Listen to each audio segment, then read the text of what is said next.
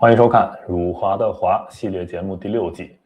原本我的计划是讲性压抑这个话题，因为是一位会员观众提的要求，但是我这些天特别忙，所以就拖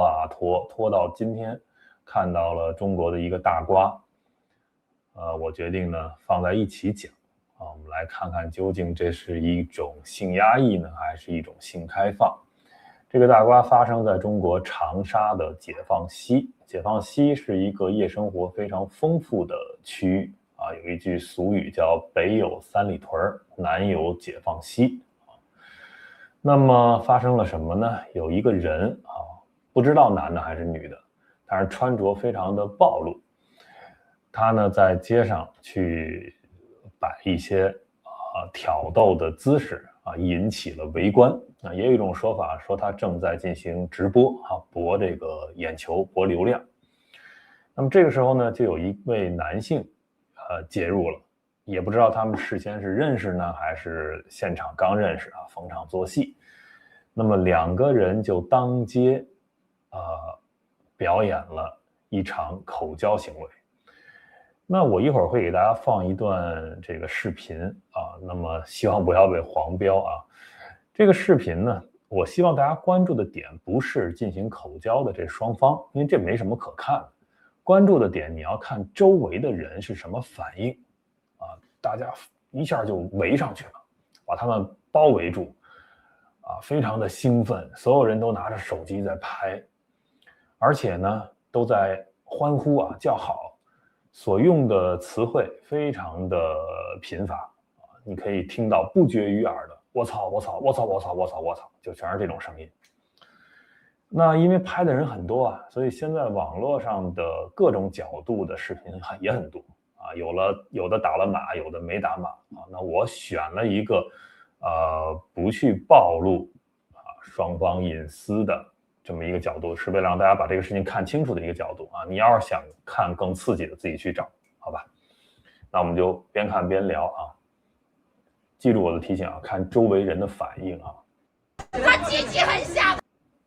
首先你看到了就是中间这一位穿着很暴露的，那最开始说是一位女性，然后也有人说呢她是一位TS， 就是说这个男扮女装，或者呢是做了一定的性别转换手术做了全套或者做了一半，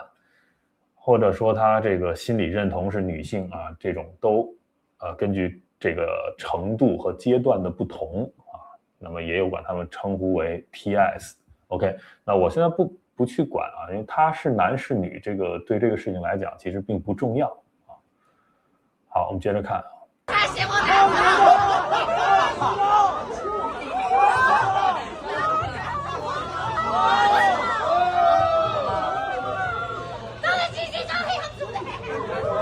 你看这个男主人公登场了是吧，然后双方在互相的挑逗，然后好像这个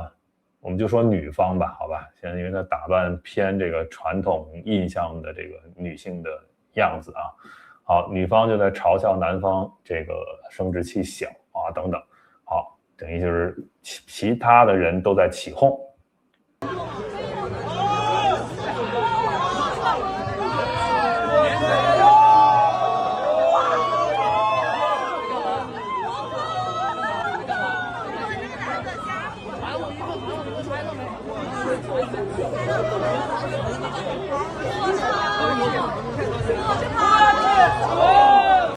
我们听到了周围人都在说我靠我操我靠是吧，然后这个时候这个女方就跪下了有很多其他角度视频就可以看到，这个时候就已经这个男性就把自己的生殖器掏出来，然后就双方就已经要开始，后面就是开始去进行这个口交了那么你可以大家主要看这个周围的人围上来。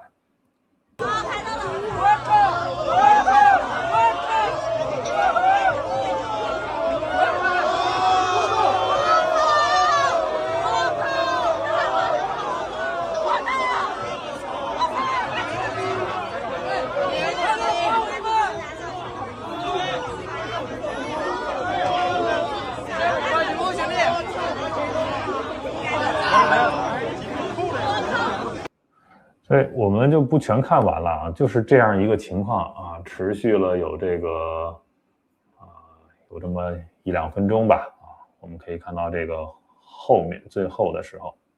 啊，你看所有的人都很兴奋的，全都是这个我操啊，最后呢这个啊看等于就是完事了。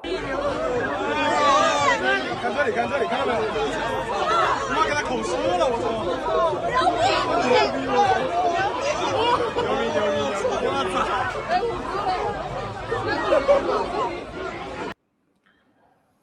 ！OK 啊，等于是当街这2个人做了这么一场口交。那这个事情究竟是一种性压抑的扭曲之后的中国社会那种反弹呢，还是有人说其实你看中国也挺这个性开放的，是吧？其实不完全是啊，因为这里面还裹挟着现在这个时代这个博流量啊、平台啊等等这些算法呀这些东西的考量在里面都有。我想说的是呢，其实很多人的一个刻板印象，觉得这个东方啊文化相对性压抑一点，是吧？西方好像更性解放、性开放一点。但是呢，其实无论性压抑还是性开放啊，这2个词，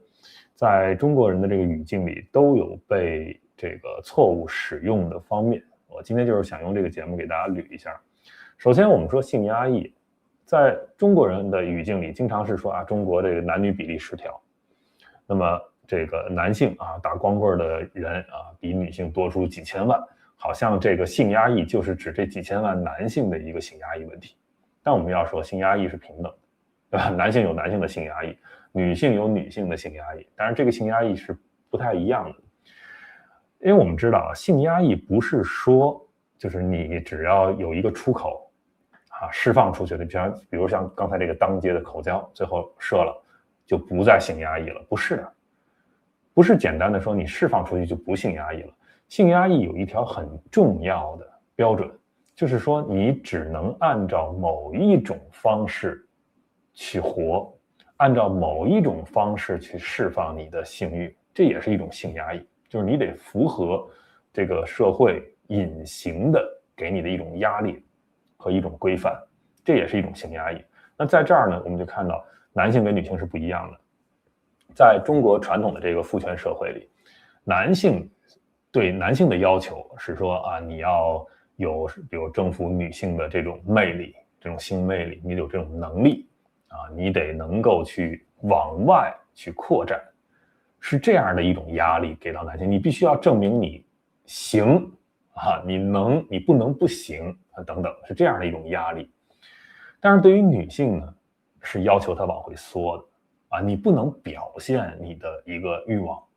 啊，你不能表现是你想要啊，是要求她往回缩的。所以很早啊，其实这个我们知道中国是一个儒家社会啊，总体上而言，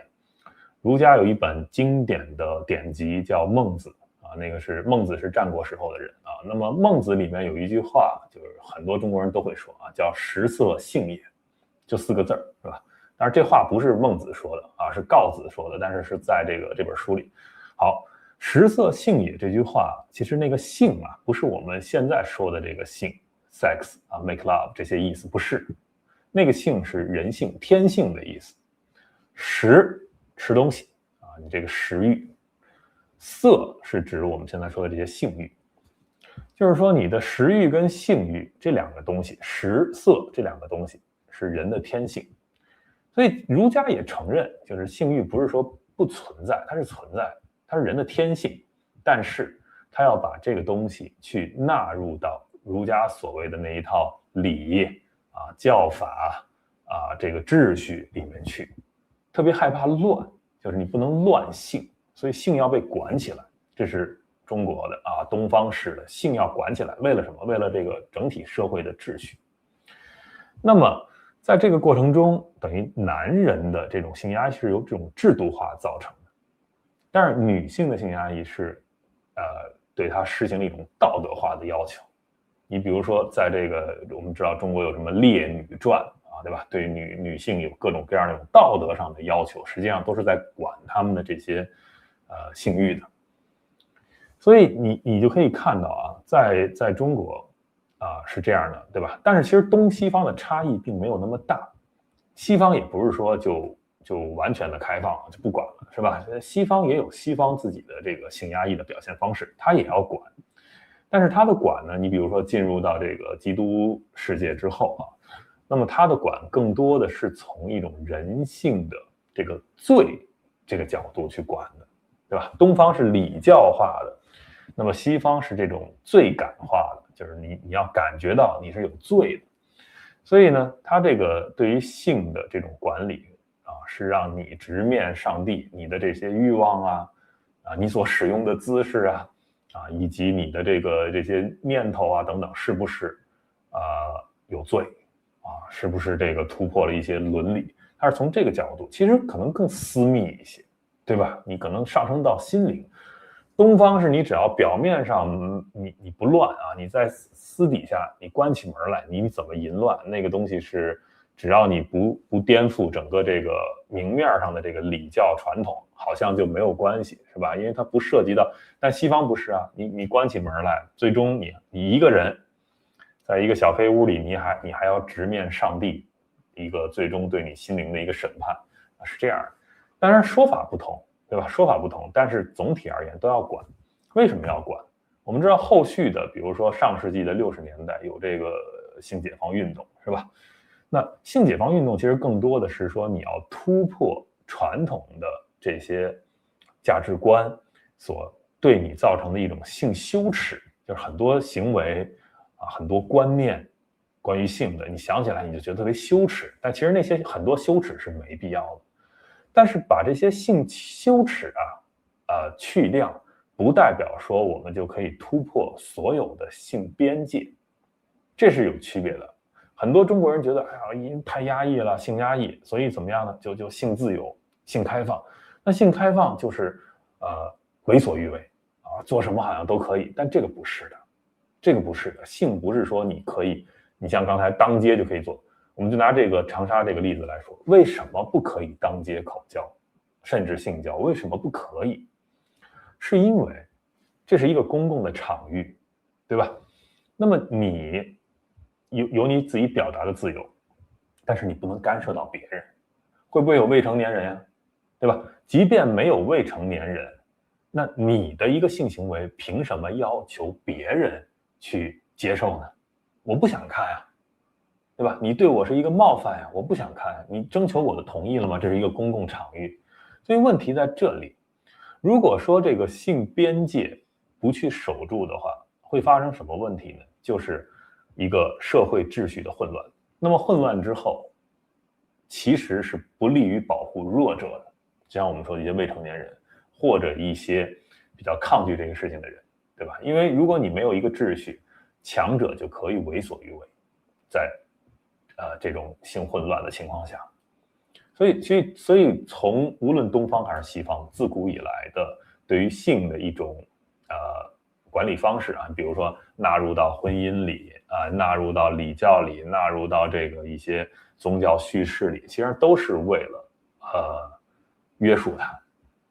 那你到了现代文明的一些语境里，就是换了一些说法了，不是儒家那一套，也不是基督教那一套了。现在我们讲什么？讲性同意。对吧？就是说，性你可以去享受，你可以自由表达，但是你要注意边界，你要注意度，而且最重要的，你要双方同意。这个是指在关起门来的情况下，只有你们2个人，你们要双方同意。但如果你在外面，当众的，那你需要一个其他人的同意，对吧？而且你要遵守最基本的大家对于公共环境的一个期待，就是这个公共环境是为了大家出行一些基本的交流，而不是为了让你在这里展示你的性自由的，这是一个很重要的区别。那回到这个事情就很有意思。现在对于中国政府而言，这个事情挺棘手的，因为普遍的这种性压抑，首先男女不平等，是吧？然后来自传统的这个父权制这些观念，在中国社会也是根深蒂固的一个儒家社会。那么接着呢，还有现在整个经济下行，消费欲望低，结婚率低出生率低啊，所以很多人是怎么说呢？包括什么彩礼啊这些问题啊，迫于无奈的一种性压抑，它无处释放。但是另外一方面呢，中国政府又面临这种人口的结构化的问题、老龄化的问题，又迫在眉睫，又需要鼓励人们去生育。但这个对于他来说就特别扭曲，他想要的是一个性结果，那就是我们说牛马也好啊，韭菜也好，他需要的是你们赶紧结婚啊，不要在外面这种乱搞啊，导致什么这个艾滋病的比率啊上升啊，然后这个各种的社会问题啊很混乱啊，不要搞这种事情，赶紧一个一个都结婚啊，生孩子，2胎3胎，我要的是那个结果，要出生率上去。他在意的是性结果，他不在意这个性过程。但是这个性过程，如果你去打压的过于严重，那人们的这个性欲就会降低，你就得不到你这个性结果。但是如果你太鼓励这个性结果呢，我们又看到中国的这么一个有点像一个大型精神病院的，大家都在博眼球、博流量，因为你只能当网红嘛，你只能去在这个网络上去找你存在感和挣钱的这个门道。很多人被逼，所以他就是只能豁出去了，那就会有人去铤而走险，走我们刚才在视频里看到的这条路啊。你国家不是鼓励生育吗？那好啊，我直接当街就给你生，当街就表演给你看。很多人是不知道的，觉得我这不是迎合你这个党国的要求吗？很多人真的是这么以为的。但是我必须提醒啊，有能力的、有机会的，回去看一看历史啊。这个中共不是说没有强力的打击过这种性自由的，是发生过这样的事情的啊。1983年的这种严打，